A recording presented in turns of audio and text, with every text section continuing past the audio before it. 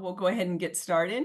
My name's Nikki. I'm with Oregon Sibs. And, a couple years ago, before Oregon even existed, California and Washington came together and decided to do this West Coast Sibs collaboration. And we did Sibs in Media. If you're joining us again after joining that event, welcome and thank you for returning. And we are excited for this year's event, Sibs and Advocacy. A couple quick just reminders for you. The meeting's being recorded. If you don't want, just turn your video off if you don't want to be on video during that. And that we'll be doing a quick, do we have a poll ready, Kaylin? Nope, we're going to skip the poll today. Okay, great, thanks. And then at the end of today's event, you will receive the presentation and the recording for those of you that had registered through the Celebrate Sibs website. Throughout today's event, when we're in the main room, we just encourage you to keep your microphones off. And then during our breakout sessions, we welcome you to turn them on and interact with the panelist. So a little bit about what today's going to look like. We're here obviously to celebrate National Siblings Day, which was April 10th. And we will start with a panel of SIB advocates. So everybody on our panel is a sibling to somebody with a disability or some sort of support need. And then at the end of the panel, you're going to have the option to choose a breakout session with the panelists that you would like to engage with. And then when the breakout rooms are done, we're going to come back together as a whole and kind of look at advocacy in your life. What could this mean for you? So one thing we want you to keep in mind today is, our panelists, we kind of looked at this big A, little a advocacy, right? So a lot of our panelists, you might say, more fall in this, this big A advocacy where they're looking at policies, laws, really trying to make systemic change, where I would venture to say that pretty much any of us that are a SIB, we fall in this little a category, advocating for ourselves as a sibling, advocating for alongside with whatever that may look like in your life, your sibling or for yourself. And whether it be just in community settings, in your family, or in supports for your sibling and for yourself.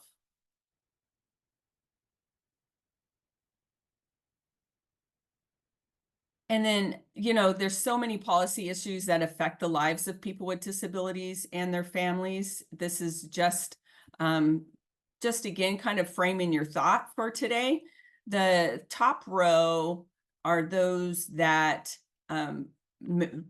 most impact us directly as SIBs, and then kind of the middle there, the darker burnt orange color, are more issues that might impact our siblings directly. And then the bottom kind of purplish blue there are kind of a broad just disability in general issues that may affect us. So keep these in mind as we go into today. And think of that little, our panelists are focused on that big A, but also think about that little a in your lives as well. And at our when we come back together after the breakout rooms, we'll dive into that a little deeper. So again, I'm Nikki with California or Oregon Sibs. Sorry, I used to be California, but now I'm kind of transitioning to Oregon. I moved here, and we are the newest chapter of the National Sibling Leadership Network. So we invite you to connect with us. We have our ways to connect with us here. A donation link. We're still in the process of getting set up through the nonprofit and so forth. So right now it's just a Venmo directly to me to help support our startup as an organization. All right. And I'm Jamie Kuntz from Washington State. And we are a chapter that is trying to build. So I encourage you to connect with me if you'd like to be part of the sibling movement. Currently, the last few years, we've had sporadic meetups, virtual meetups. We'd like to get back to maybe some more in person, or if there's topics, bring in some speakers and things. But I'm excited to be here, and I'm excited about the collaboration with West Coast Sibs. And I wanted to share with everyone that we have a letter from the Washington State Developmental Disability Council. I'll just highlight a little message from Brandy Montz, the executive director. As the executive director of the Developmental Disability Council, I commend the Washington Sibling Leadership Network for its efforts to raise awareness, advocacy for siblings with people with disabilities. I also salute all the siblings for their contributions to their families, communities, and encourage everyone in celebrating sibling relationships. And hi, I'm Kaylin Ferris. I'm from California Sibs, the third member organization of our West Coast Sibs collective. We have been around for, about 8 years now. And you can find our contact information there, both our website, californiasibs.org, and we're on most of the major social media platforms as California Sibs. So find us there and connect with us.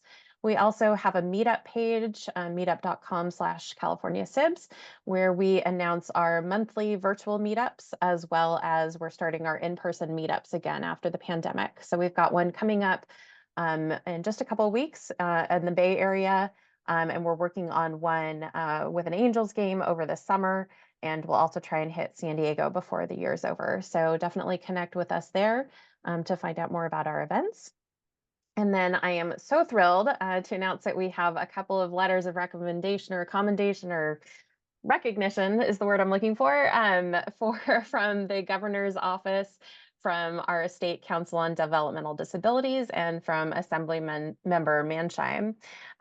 So we are so thrilled to have the governor recognize National Siblings Day for the first time for California this year, making us the 50th state to recognize National Siblings Day. And we had the opportunity to present with our state council on developmental disabilities recently and share a bit more about SIBs and the SIB relationship, all in recognition of our wonderful siblings with disabilities and our relationship with them. So I hope you all are joining me in celebrating this important day and this important recognition for all of us. So I would love to introduce our moderator for the panel today. Kaylin McNamara is Executive Director of the Sibling Leadership Network.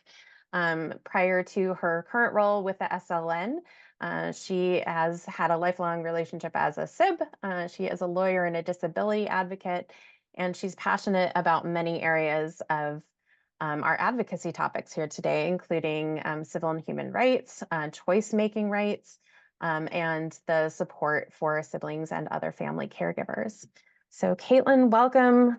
We're so glad to have you here moderating our panel, and I will turn it to you to introduce our panelists.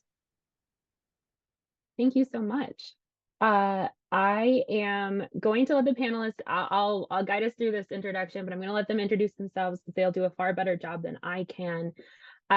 So what we'll do is we'll just start with these quick introductions, and then we'll get a little bit more into each of the panelists' stories from there. So Tiffany, would you like to take us away and just give us a very quick little introduction to yourself? Absolutely. Thank you so much, Caitlin. My name is Tiffany Banks, y'all, and I am located all the way out here in Maryland. I am one of the co-chairs of policy and advocacy for the Sibling Leadership Network, and I serve as an assistant professor at the University of Maryland, Baltimore County in the School of Social Work, where my work focuses on inclusion and voice. Awesome, thank you. And then Victoria, would you like to go next? Yes, hi. Good morning and good afternoon. I'm Victoria Nagy, and I'm the founder and CEO of Akalaka. And my journey to starting Akalaka comes from my over 20 years as a sibling care partner and caring for other family members in need of long-term care, and just realizing just how challenging it is to access the insurance system for long-term care. And kind of led me on a journey discovering that so many other people experience this. And so I'm looking forward to talking more about what are called home and community-based services and how these can enable more of us to live at home with our family and friends and to get the support that we need for the long term. So thank you. Thank you. And Julie, last but not least. Yeah. Hi, everybody. Good morning. And like Dr. Victoria, and as you said, good afternoon. Julie Payne Neward over here in California. I am the project founder of the Natalie Project. We are dedicated towards healing injustice for families of survivors who have disabilities, who've experienced abuse. I'm also one of the co-founders of the California chapter of the National Sibling Leadership Network, based upon the experience and the issue that we faced with my sister. Through all my advocacy efforts, I am a governor appointed, actually reappointed councilwoman to the California State Council on Developmental Disabilities. And like Kaylin previously shared, we had the honor of presenting for 30 minutes at the March Council meeting, which was absolutely fabulous. That is recorded, and we will be sharing that. I'm a champion. This is a marathon, not a sprint. So I'm here today to share information and hopefully help you cultivate and shape your advocacy as well. Thank you. Awesome. Just as a point of housekeeping, I can see all of the people still. I don't know if the spotlight is spotlighting our panelists. There we go. Okay. I think that will solve that issue. All right. So where I want to start is just to get to know these panelists a little bit better.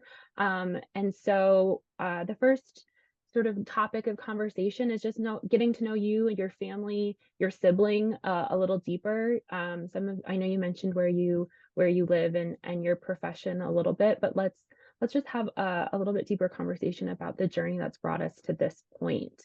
Tiffany, would you mind starting us off again? Not a problem. So my family is comprised well, of me and my 3 brothers. I have 2 older brothers and 1 younger brother. My younger brother is an individual impacted by autism spectrum disorder.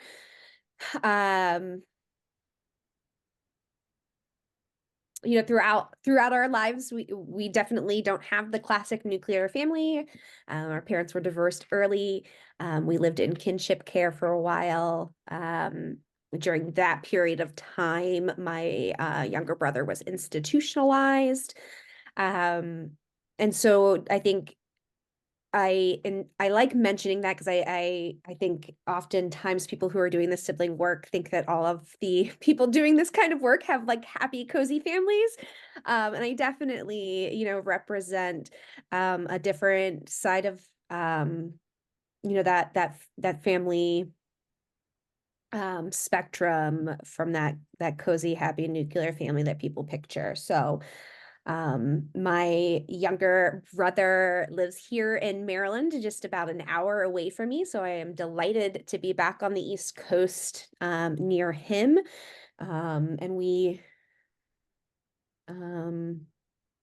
yeah, because I don't know if there's anything else specific to share at this point. So I'll turn it over to Julie.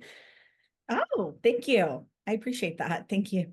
So about me. So I'm married and I have 2 little girls. They're in 4th and 1st grade. We live in San Diego, and now I'm spending a lot of my time with Girl Scouts. So that's my life now, and that's my little family. But my family of origin, I'm actually originally from the San Francisco Bay Area, and I'm the eldest of 4 kids spanning 8 years, oldest sister here. So give it up for all the older sisters out there, as well as the older brothers. My sister Natalie, who's the second eldest, she was what you call born typical, typical development. And then somehow, some way she fell into a coma, which ultimately led her to have some sort of damage to her brain. And so my sister has very high support needs, and she needs 24/7 care. And while that was happening, my mom was pregnant with my brother. So he's the 3rd child. He resides over in Los Angeles. And then we have a younger sister. She has various levels of support needs, much lower level support needs, I would say.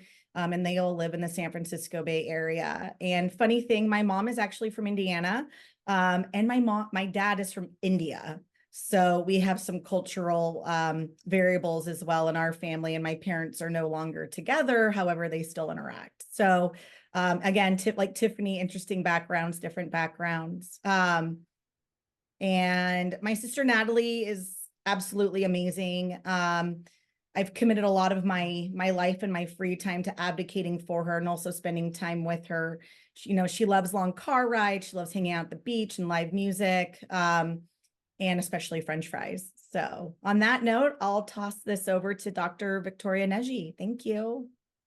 Okay, thank you, Julie. And again, glad to be here. And so, like I shared, I'm a sibling as well, and I'm a few years older than my younger sibling who lives with intellectual and developmental disabilities. And I think for me, my journey with care, just like many others, started in childhood, just assisting my mom in caring for my sibling. And I think I just thought this is just what all sisters do, and that this is a childhood experience. But as I became an adult and went to college and would come back home, I realized that even as my sibling also was becoming an adult, that my mom was still very present with their care. And so after college, I ended up returning back home to be present with my family. And I think because I'm so close in age with my sibling, I really see my sibling as like my best friend.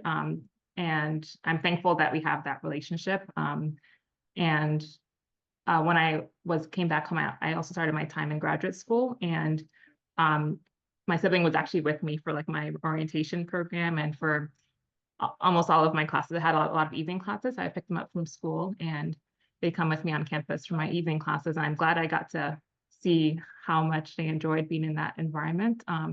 Because around the same time in like high school, during the individualized education planning meetings, I noticed that there wasn't really any goals set for time after high school. It was kind of like a dead end.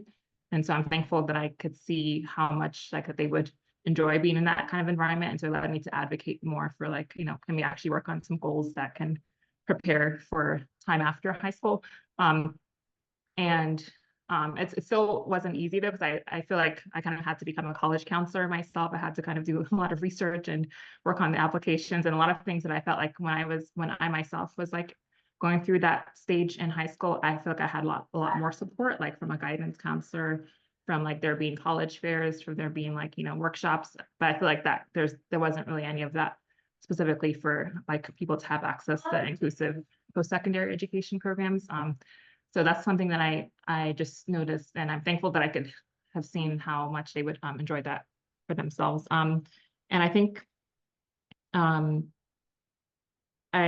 terms of our journey, when I was finishing my time in graduate school, I had, along with caring for my sibling, I was also caring for our mom. And when our mom passed away, it was like such a heartbreaking experience for me, just losing such an important person in my life, my greatest encourager. And I didn't even fully get to grieve losing our mom before I had to quickly figure out like the legal system, the healthcare system, the insurance system, just to ensure that my sibling could continue to live life without further disruption beyond this major disruption of losing our mom. And so I think that that was like a turning point for me, and just a lot of things that I made assumptions about, like the system, I kind of realized that it's pretty fragile and it depends so much on, people who choose to care. And have privileges to be able to care in different ways, but the default is that oftentimes people kind of slip through the cracks if there is no one there to advocate or to look out for them. So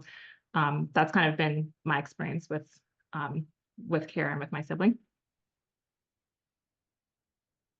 Thank you guys.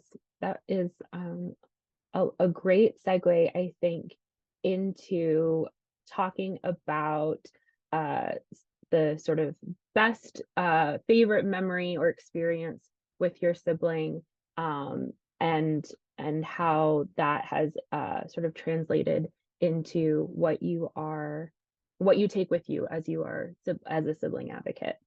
So why don't we start with Julie? Okay, and so you'd like us to share our favorite, you said our favorite memory? Yeah, a favorite memory or experience with your sibling, and maybe how that memory impacts how do you bring that story with you when you advocate? Is that something that you keep top of mind, or is it something a little bit more close to the heart? So this is like my favorite question, and here's why. We all got together for Thanksgiving last year. My mom, my dad, my sister, her stepkids, my brother, everybody got together. And a group of us went to a local lake. We wanted to go on a walk. And so for Natalie can walk, but we utilize a wheelchair. And I want to treat my sister with the most dignity and respect, but sometimes I need to use terminology that we can all connect with on a different level. So we use a wheelchair, kind of like a stroller, just to keep it easier because she can't walk for long distances. So we went to a local lake and we took a walk around as a family. And I live in North County, San Diego, and we have this amazing mountain called Double Peak. And so there's like a double peak run, like people run up this thing and it is tough and it is hard. And I've lived here for 5 years and I've only walked up it a handful of times. So we got to the point where the trailhead was to go up the hill. And I looked at everybody and I said, who's up for a challenge? And honestly, I just wanted to wear out all the little kids with us prior to Thanksgiving dinner. And everybody said, I want to. So a group of us started to go, and Natalie, she communicates with voice inflections, right? With what we would call moaning perhaps. And so she's very vocal and she's starting to get out of the chair. And I'm like, oh man, she's communicating through her behavior. She wants to go with us. And I'm getting chills, guys, because this was awesome.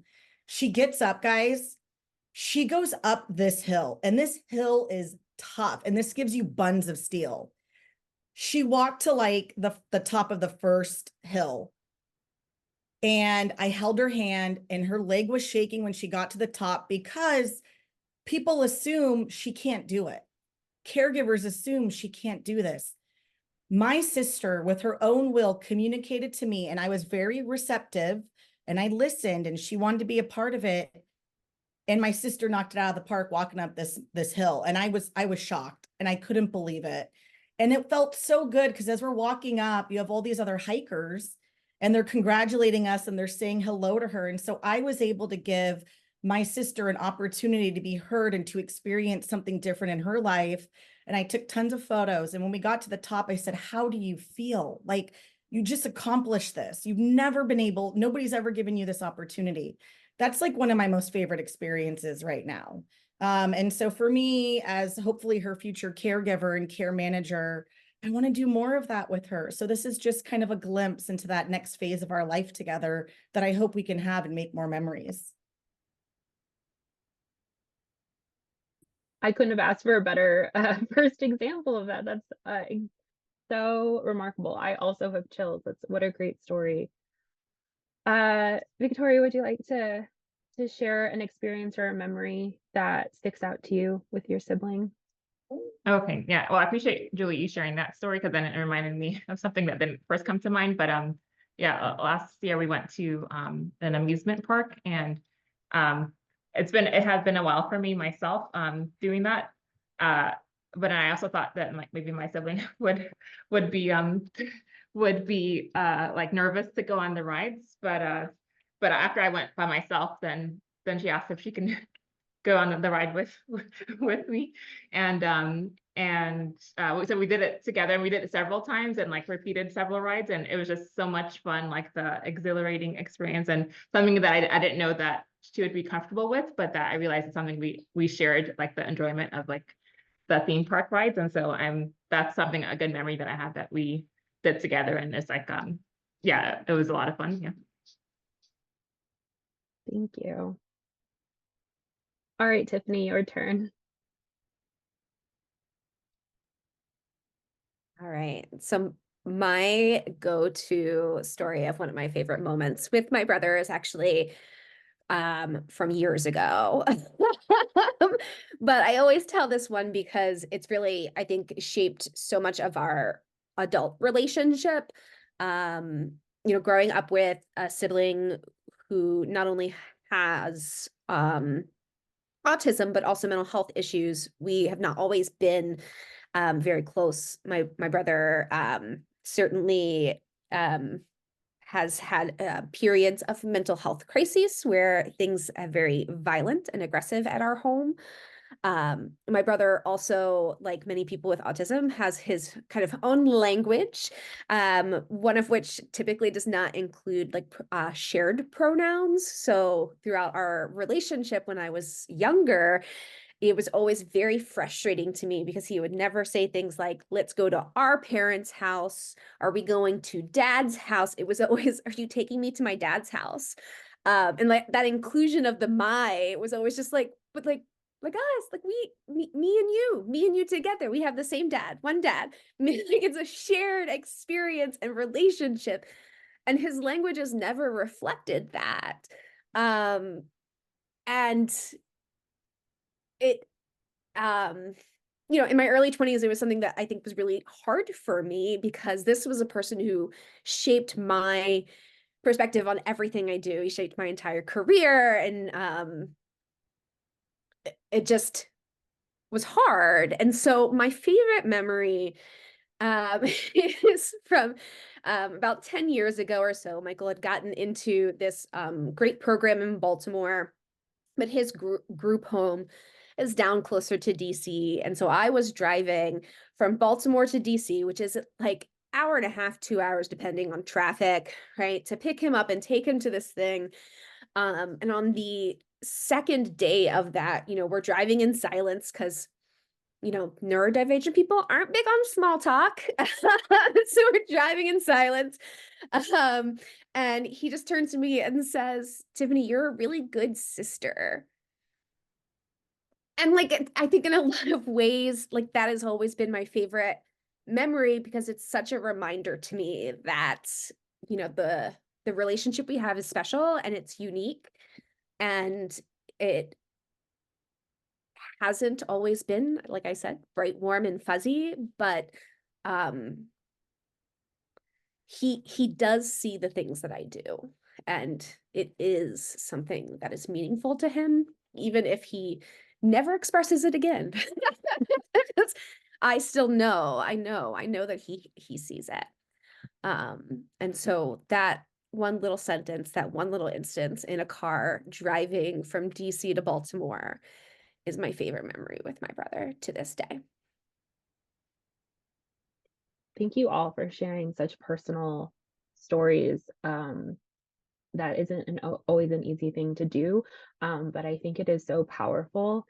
And not to put words into anybody's mouth, but what I hear is this very like special communication relationship with siblings that I tend to see as a very unique quality with siblings, compared to other people who are supports to our siblings, is that we have a really great ability to interpret their communication with us as a way of sort of expanding not only their horizons, but our relationship and deepening that connection. And so I really appreciate you all bringing that aspect to the forefront with your memories.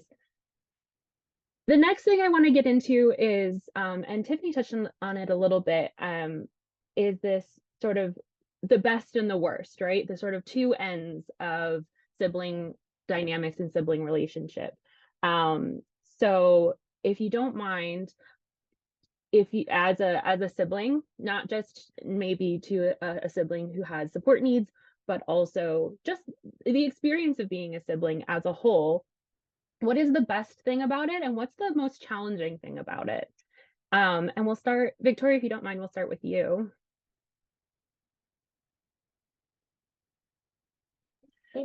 So I think for me, you said the best and the worst things of being a sibling. Yeah, Yeah. the best and the most challenging. Oh, okay. Yeah, I think for me, the best thing about being a sibling is like just that, for me, it's like someone that I can just be myself with, like, my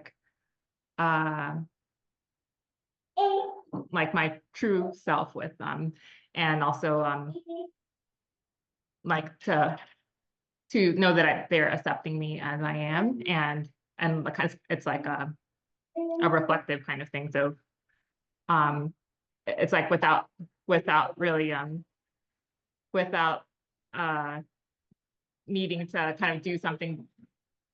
Hold on a second. I'll come back to this one second. Sure, we'll come back to you. Tiffany, do you mind jumping in? And we'll come back to Victoria when she's able. Yeah. Well, like you said, I think I started kind of talking about it, the best and worst things about having siblings or being a sibling.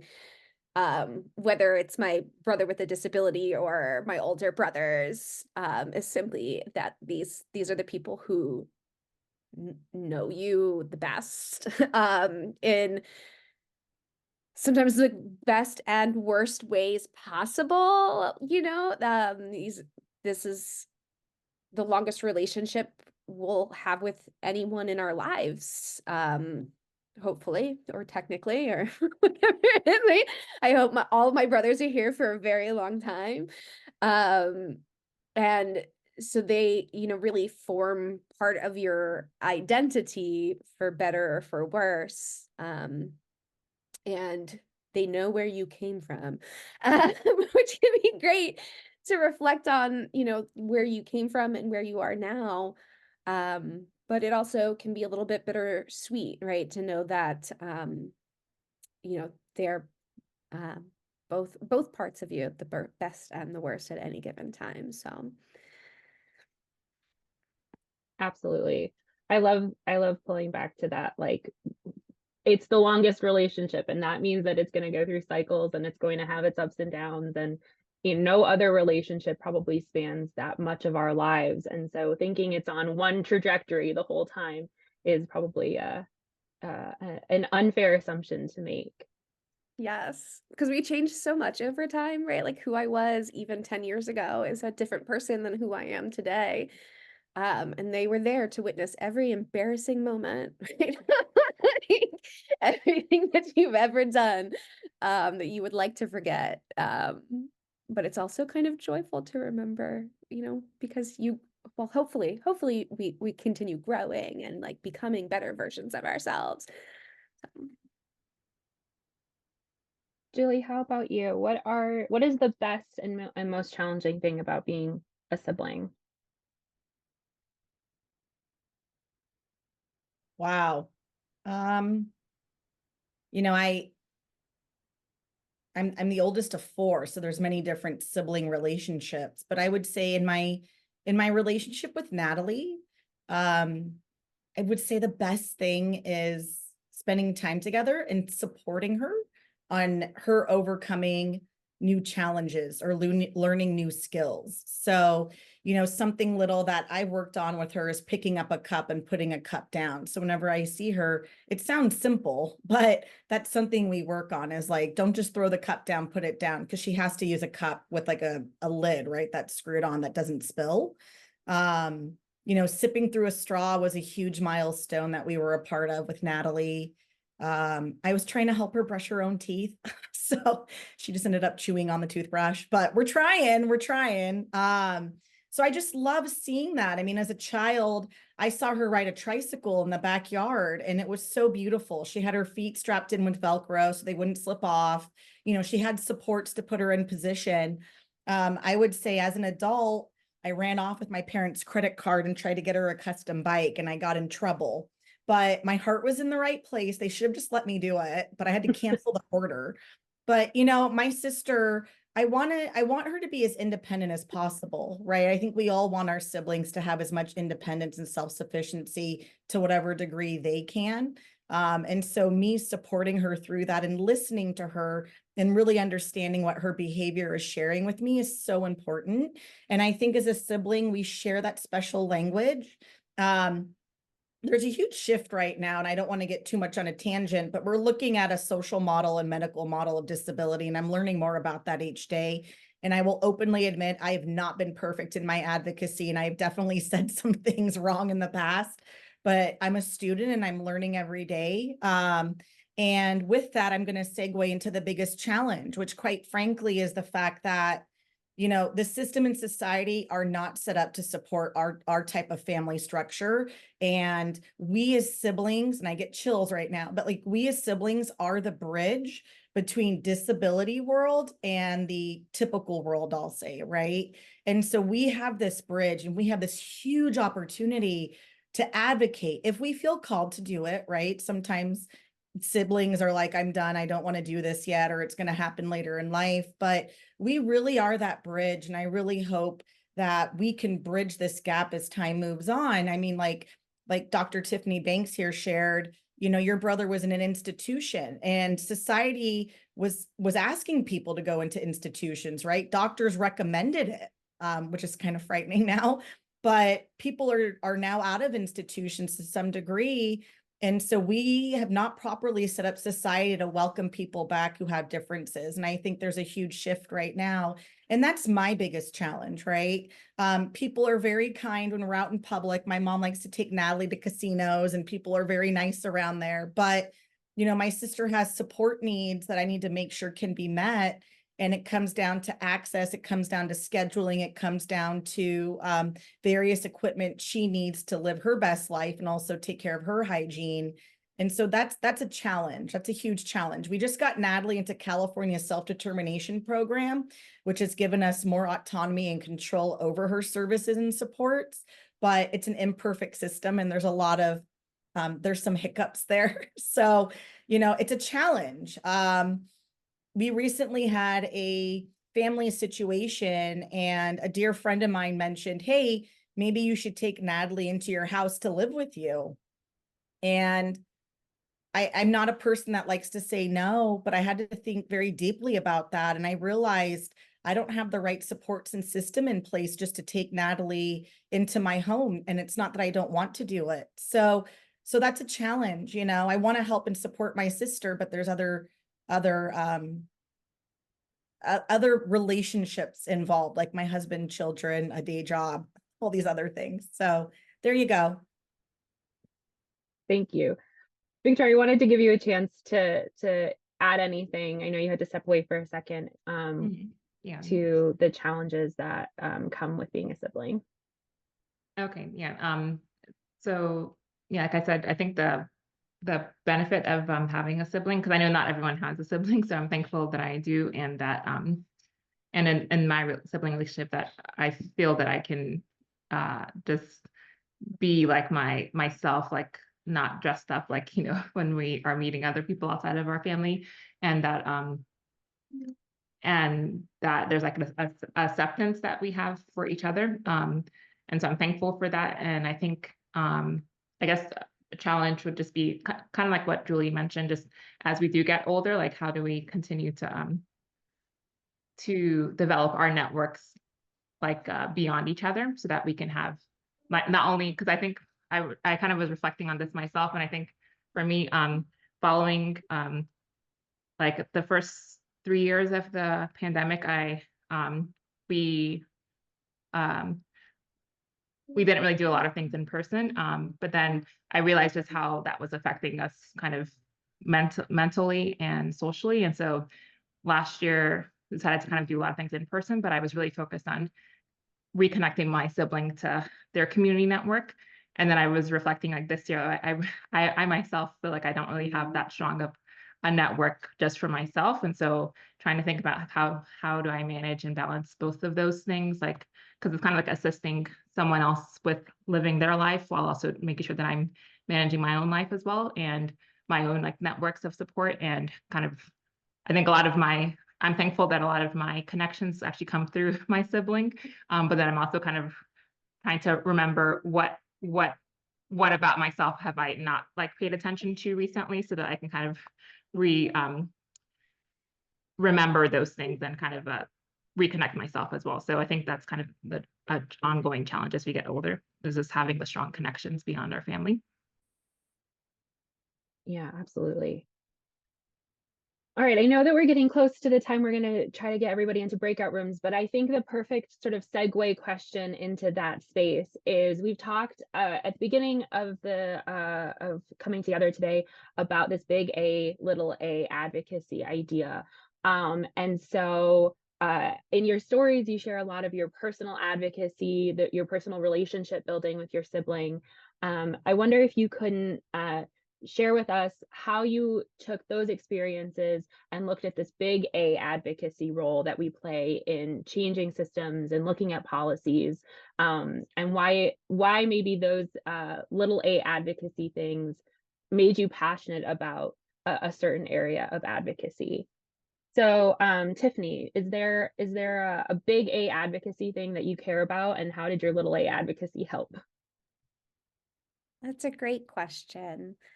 I think the little A for me, of course, started very early in that I knew I wanted to be a social worker, and I knew I wanted to work with individuals with disabilities who had similar life experiences to my brother, knowing that my brother wasn't always treated the best throughout his life.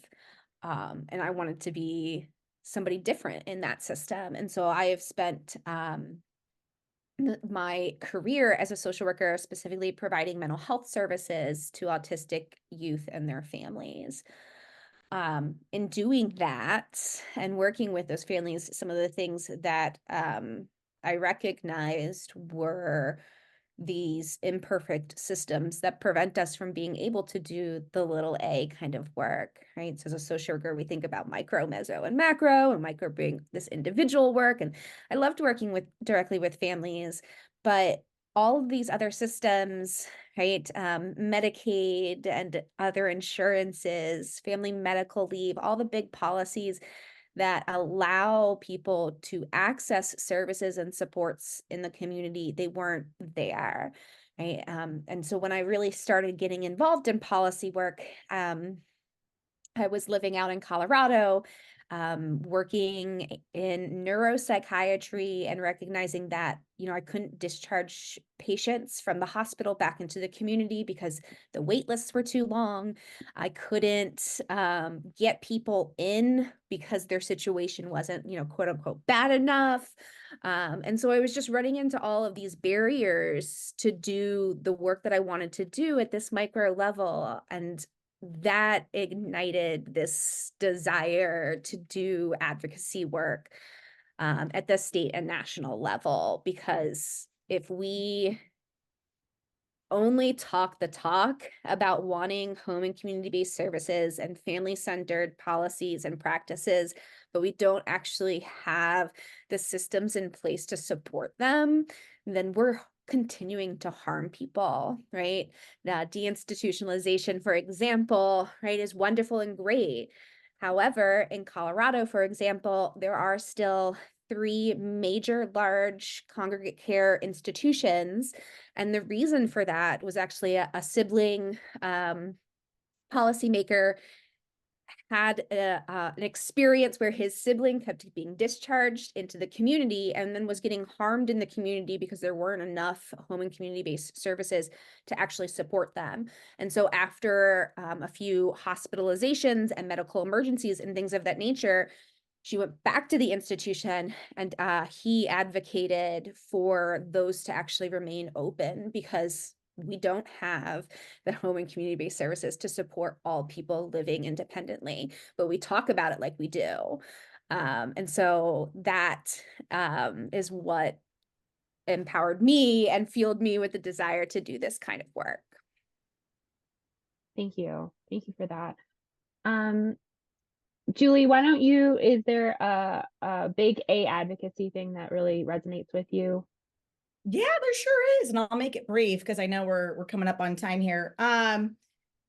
You know, I really want to champion SIBS being at the table for various conversations at the state level. And I also want to champion, you know, the whole epidemic of, you know, the S2 movement for people with disabilities. I'll say it lightly. So with that, I was on a California Health and Human Services call. The governor has a master plan on intellectual and developmental disabilities. They just completed a plan on aging. And so while I was at work, multitasking, writing contracts, I was listening in and there was an opportunity for public comment. And I jumped on and said, listen, please don't forget about inviting siblings to the table. If you're going to be having a master plan of what you want the perfect system to look like, we need to be there. And I said, we need to be there from cradle to grave. And then I built upon the fact that we need a system where if there's a bad apple, you know, and that refers to a caregiver who is being immoral and unethical, that bad apple needs to be removed out of the system as soon as possible. We can't cover things up anymore. It's inappropriate. We need to trust the system and we need to trust where our loved ones are at. And given the rate of abuse and the fact that many siblings do end up becoming the care manager, caregiver, it is my personal marathon that I am running by myself to some degree, pushing myself, I should say. I'm not by myself, but pushing myself. I really want to see the system become more person-centered. I think, as Tiffany had said, we need a person-centered system. We need to make sure we have the right systems and supports in place. And it's a long haul, you know, and it's going to take SIBs joining together, like I said earlier. Absolutely. All right, Victoria, will you close us out with your big A advocacy sort of passion and maybe how your little A advocacy life has impacted that? Yes. So like I mentioned earlier, I think for me, my journey to making enabling like greater access to home and community-based services comes from our experience and having really horrible access to it. And I ended up actually kind of spending like a month during the pandemic reading through North Carolina's Medicaid waiver policy manual. Like it's over 300 plus pages long. And by the time I got through those 300 plus pages, I did feel a sense of relief and that I finally had the language to better advocate for what my sibling needed with our social workers. But then I also felt really mad that anyone should ever have to do what I had just done just to get access to basic supports that they already have a right to by law. And I feel like, especially for a system that's meant to assist people who might need assistance with comprehension or with communication, like it should be the most accessible of all systems, but it feels really upside down how it is. And I think like I'm thankful that I had education, that I had time, and that I was able to, you know, work remotely and all of these privileges that I've had to be able to use those resources toward kind of enabling greater access for my family. But then I feel like that's kind of how inequity happens, is when, you know, it depends on the resources that you have to be able to access public benefits. It shouldn't have to be that way. And like technically, like my siblings should be able to access this on their own. Like they shouldn't have to depend on another family member or like someone who's doing this out of the goodness of their heart. Technically, she should be able to access this directly herself. But the way it is now, it's so dependent on having someone else who has some level of education, some level of economic resource, some level of a bunch of other resources that are not equitable. And I think, yeah, so that's kind of just a continuous like day-to-day interaction with the system. Like I still dread like having to call like these different hotlines, because I know like on the other end, likely the person is not going to have the answer that we're looking for. They're probably going to send us like 10 other numbers to call, and we'll wait on hold for hours, maybe weeks, and then later get a letter that is denied by insurance, and it's like not really clear why. It doesn't make sense. I was like, it's something I constantly dread personally having to undergo. So it's also like a motivator for me to like want to improve this, like so that no one else should ever have to go through this. Like my vision is that, you know, in the future that my sibling will be able to access what she needs. So if she needs a ride to the movies, she can just, you know, click an image of a car, because that's how she would identify as needing a ride. And in the back end of this platform that we're building, that it would figure out all the policies and figure out the best person in her life who's available to be able to provide that ride. And that person who's maybe her friend, they don't have to then go through all the paperwork to becoming a provider for this to get coverage, but that it's already kind of baked into the system so that people can just like live their life as many of us are able to live our life without having to kind of go through all the paperwork and all the delays just to get a ride to go to the movies. So that's kind of my grand vision for people being able to access services, is that it can be a bit more seamless, like how many of us get to live our life today without having to kind of have a planning meeting and, you know, fill out this 20-page paper and wait for like a clinician to then review whether or not we should be approved to get a ride to go to the movies. Absolutely. Well, thank you so much to the three of you for sharing all of that. I know we went a little bit over, but I'm gonna turn it back over so that the people in the room can get a chance to ask you guys questions and interact with you and talk more about some of these passion projects of yours and these ideas that you have. But thank you again so much for being willing to share so much of your personal stories with us.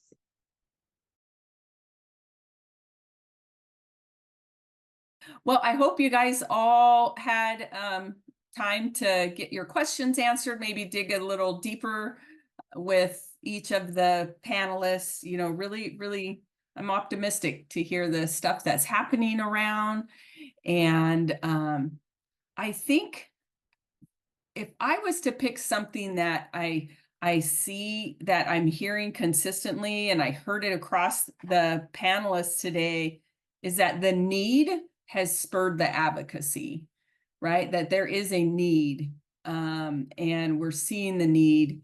And, you know, maybe us as Sibs are in this position to see the need more so than others, perhaps. So, and I think the impact of that might be, you know, we want this safe and accessible life for our sibling.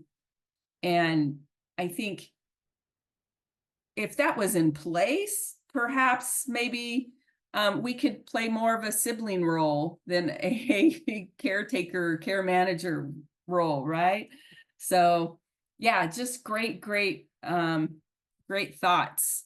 So we are going to have just a little preview at the very end. There's going to be a survey. So hold your thoughts that you've gained coming out of the panel discussion and your breakout sessions, and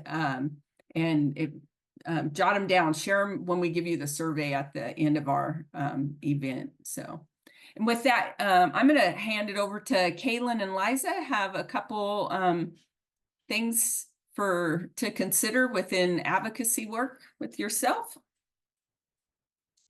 All right.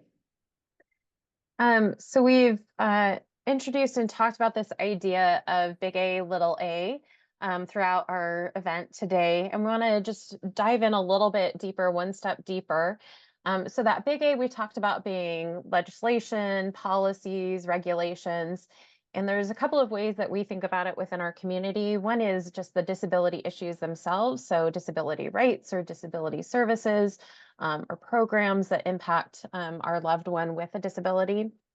Obviously, a lot of those are things that we're going to help on their behalf or with them to change or to make better. And then there are things that are about the family itself or for Sibs. So are we included in policies? Do we have the rights that we need in order to live our lives to the fullest? Do we have the protections and the programs that prevent us from entering a life of poverty just because we want to be a caregiver or care manager? So two different types of lenses that we can put on that big A advocacy. And then on the little a advocacy, thinking about, again, how can we stand up for ourselves and our rights? How can we help other young siblings or Sibs that we see out there in families that may not be getting all the attention or their needs addressed? How can we help at a local level or a family level to advocate for that? And then in terms of our siblings, you know, there is both for our sibling and with our sibling, depending on their ability level, their interest, a lot of different family factors. We can play a couple of different roles there. So just wanted to, you know, help us think about or frame the many ways in which we can participate. So we wanted to leave you with some take-home activities that you can do after our meeting today. You might be feeling inspired. You might be thinking of ways that you can bring this into your life. So we wanted to give you some start off points. We won't be doing these activities together, but I am going to briefly describe them. And it'll give you some ways to channel your energy and your passions. These activities can be done in isolation. You can do just one of the activities, or you can see how they could all work together to build the work that you're doing. So the first one here is connect to your values. We often don't ask ourselves why we're doing something. We move forward in life. We accept assignments. We join new committees. We're often yes people. And so identifying our values allows us to reflect on our decisions and participate in life in a way that is consistent with what is most important to us. It helps keep us on track, and so that we are using our time and participating in ways that is reflective of that. So the first part of the activity here is the name some values that you cherish. The PDF that we'll send out has an activity link. It connects to a Brene Brown values activity. And we're just asking you to think about, what are the things that are most important to me in life and the kind of person that I want to be? And then we want you to identify how these values appear in your daily life. How does it show up for you? And then we want you to brainstorm how you could live your values through advocacy. So give examples of how choices relate to advocacy and maybe in alignment or in conflict with the values that you hold. So you're going to look at different advocacy activities for that. The Find Your Heartbreak activity is another one. A key step to meaningful philanthropy and advocacy is in identifying an issue or concern that you're passionate about.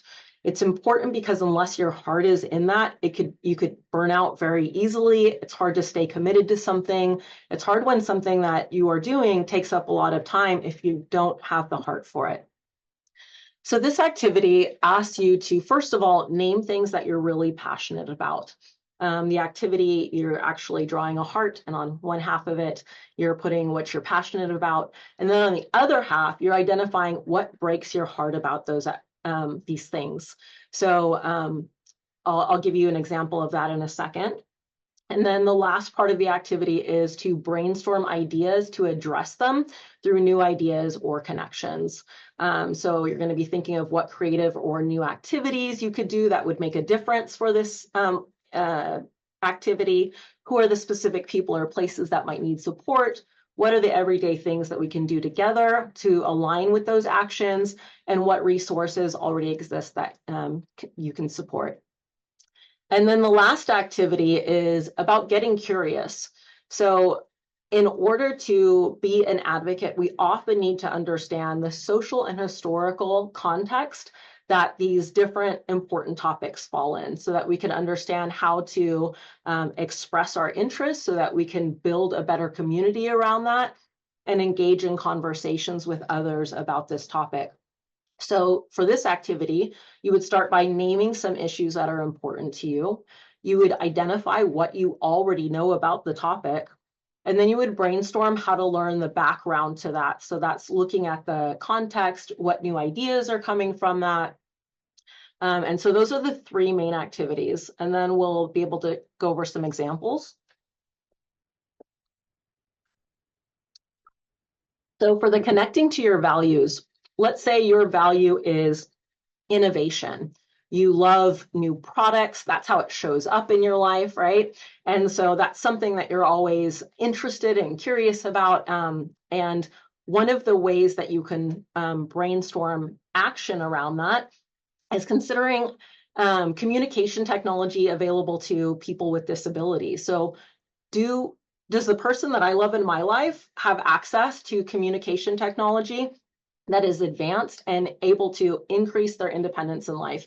So that would be kind of like some of that little a. And then maybe the bigger A of that would be reaching out to the broader community. Do families know what technologies are there, what new products? So that is something that I have the value of innovation, and then a way to bring it into my advocacy. For the Find Your Heartbreak, the item that I might love, I might be really into cooking. I like to spend time making food for people. I like to research recipes. I like to, just cooking is like such an essential part of my life. And then when I think about cooking, I might think about what breaks my heart about that? This is something that's so meaningful to me. What breaks my heart about that is, what about people that maybe have low reading comprehension? How are they able to engage in this activity? Are they able to have access to recipes that they can enjoy, that it's not just limited because of what they're able to read on the recipe? And so a way that I could bring that into my brainstorming activity is to look at accessible video and cooking tutorials, and how can I bring that maybe to my family member that I love, or maybe I decide that I want to create videos myself to make that more accessible to other people so they could also enjoy cooking and having that part of their life. And then for the Get Curious, you start with naming something that you're passionate about. So you might have a family member that needs support in the community using public restrooms. This is something that you've thought about often. And so then you might dive in a little bit deeper and want to do the research on that. And so you start with identifying the things that you know. So I know that gender neutral bathrooms exist.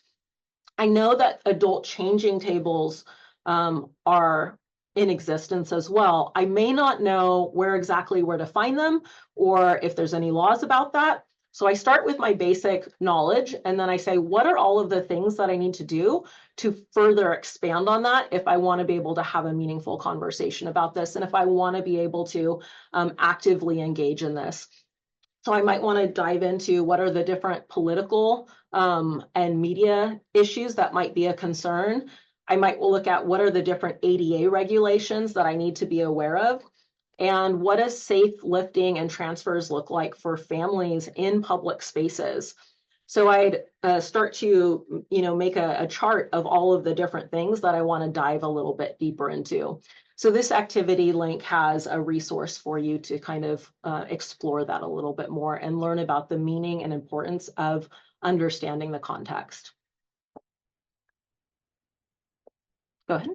Yeah, so we hope that through the stories from our panelists, some of the ideas that we've presented here, advocacy really feels like something that's available to everyone in their lives, whether that's a little way or a small way, a little A or a big A.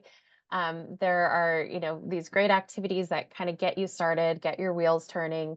And also we want to highlight just the storytelling aspect and how powerful that can be. It's a tool that we use in our meetups just as a way of introducing ourselves and our family backgrounds.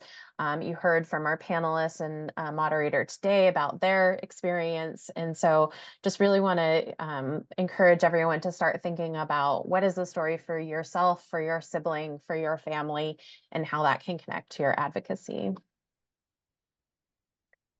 And Nikki, I will turn it back to you to really wrap us up this time. Yep. Thank you all. Yeah, so as much as we hate to admit it, donations do help us, right? We have, we're not funded through agencies necessarily. Jamie, you might be a little bit different, but we as Sibs, we solely rely on donations. So if you're in the capacity and willing, we would love to have a donation to help support all the work that we do in our 3 states.